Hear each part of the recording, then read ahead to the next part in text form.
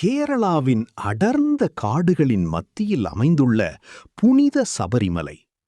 சுவாமியே சரணமையப்பா என்ற முழக்கத்தால் தினமும் அதிரும் தெய்வீக நிலம்.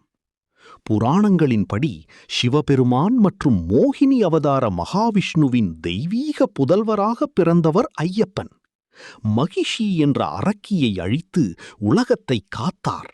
பின்னர் பாண்டளம் அரசரின் வேண்டுகோளின்படி சபரிமலையில் தியான நிலையில் அமர்ந்தார்.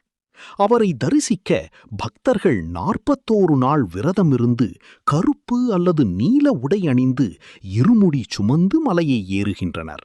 அந்த 18 புனித படிகளை ஏறும் தருணத்தில் ஒவ்வொரு பக்தரின் இதயமும் பக்தியில் நெகிழ்கிறது. இன்று சபரிமலை ஐயப்பன் கோவில் பக்தி, ஒற்றுமை மற்றும் ஆன்மீகத்தின் மிகப்பெரிய அடையாளமாக உலகம் முழுவதும் போற்றப்படுகிறது. சுவாமியே சரணம் ஐயப்பா.